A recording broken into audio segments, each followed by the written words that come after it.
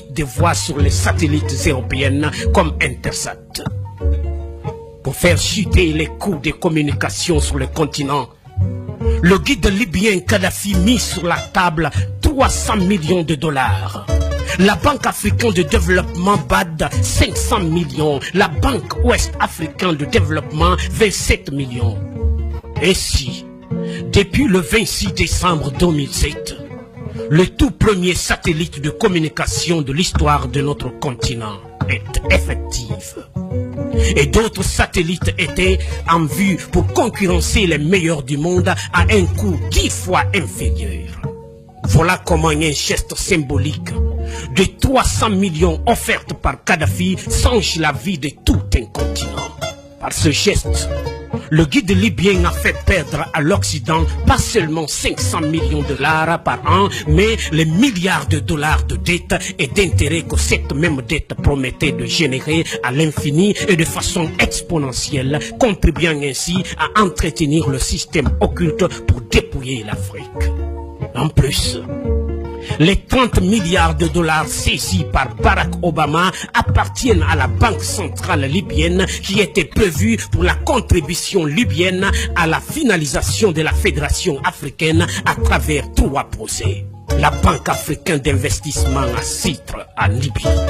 La création dès 2011 du Fonds monétaire africain avec un capital de 42 milliards de dollars avec Yaoundé pour siège. La Banque centrale africaine avec le siège à Abuja au Nigeria, dont la première émission de la monnaie africaine signera la fin du franc CFA, grâce auquel Paris a la même mise sur certains pays africains depuis 52 ans. Voilà pourquoi la rage de Paris contre Kadhafi. Tous les pays qui ont bombardé la Libye en tuant Kadhafi sont tous financièrement en quasi-faillite.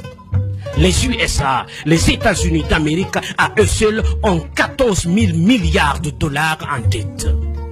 La France, la Grande-Bretagne et l'Italie ont chacun environ 2 000 milliards de dettes publiques.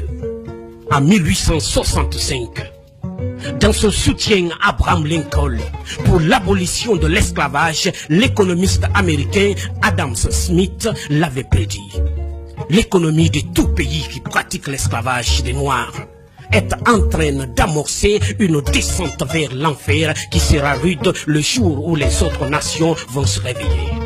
Créer des fausses guerres en Afrique, dans l'espoir de trouver de l'oxygène pour continuer l'apnée économique qui ne fait que s'empirer, ne fera qu'enfoncer les Occidentaux dans leur déclin qui a pris son envol en 1884 lors de la fameuse conférence de Berlin. C'est pour déstabiliser et détruire l'UA, l'Union africaine, vers les États-Unis d'Afrique avec la main de maître de Kadhafi qui est mal vue par l'Occident que l'Union européenne a d'abord tenté sans y parvenir la carte de la création de l'URM, Union pour la Méditerranée. Il fallait à tout prix couper l'Afrique du Nord du reste de l'Afrique. Cela a échoué parce que Kadhafi a refusé d'y aller. Il a compris très vite le jeu à partir du moment où on parlait de la Méditerranée en associant quelques pays africains sans en informer l'Union africaine, en y invitant tous les 27 pays de l'Union européenne. C'est ce qu'ils ont tenté de relancer, tout en musant sur la chute de Kadhafi.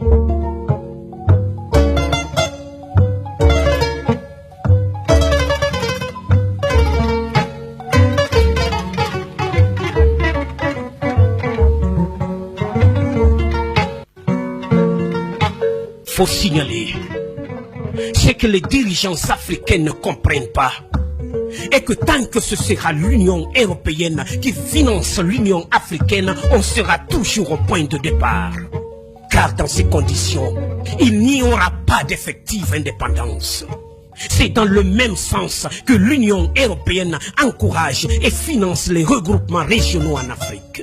C'est ce que Lincoln avait combattu dans la guerre de sécession aux États-Unis, parce qu'à partir du moment où un groupe de pays se regroupe autour d'une organisation politique régionale, cela ne peut que fragiliser l'organe central. C'est ce que l'Europe voulait, Et c'est ce que les dirigeants africains n'ont pas compris en créant coup sur coup la COMESA, l'UDEAC, la SADC et le Grand Maghreb qui n'a jamais fonctionné, encore une fois grâce à Kadhafi qui l'avait très bien compris. Ceux qui prétendent qu'ils exportent la démocratie sont-ils des démocrates? Et si la Libye de Kadhafi était plus démocratique que les USA, la France, la Grande-Bretagne et tous ceux qui ont fait la guerre pour exporter la démocratie en Libye? Le 19 mars 2003, le président George Bush lance les bombes sur la tête des Irakiennes avec le prétexte d'y exporter la démocratie. Le 19 mars 2011, c'est-à-dire 8 ans plus tard, et jour pour jour, c'est le président français Sarkozy qui lance ses bombes sur la tête des Libyens avec le même prétexte de leur offrir la démocratie. Monsieur Obama, prix Nobel de la paix 2009 et président des États-Unis d'Amérique pour justifier qu'il procède à un déferlement de missiles, crise de ses sous-marins sur la tête des Libyens, a dit que c'était pour chasser le dictateur Kadhafi du pouvoir et y instaurer la démocratie. La question que tout être humain doté de la moindre capacité intellectuelle du genre et d'appréciation ne peut s'empêcher de se poser est: ces pays comme la France, l'Angleterre, les États-Unis, l'Italie, la Norvège, le Danemark, la Pologne, dont la légitimité pour aller bombarder les Libyens était sur le seul fait de s'être autoproclamés pays démocratiques, sont-ils réellement démocratiques? Si oui, sont-ils plus démocratiques que la Libye de Kadhafi? La réponse sans équivoque est non. Pour la simple et bonne raison que la démocratie n'existe pas. Et ce n'est pas moi qui l'affirme, mais celui-là même dont la ville natale Genève abrite l'essentiel du commandement des Nations Unies. Il s'agit bien entendu de Jean-Jacques Rousseau, né à Genève en 1712, qui affirme dans le chapitre 4 du livre 3 de son très célèbre ouvrage du contrat social que il n'a jamais existé de véritable démocratie et il n'en existera jamais.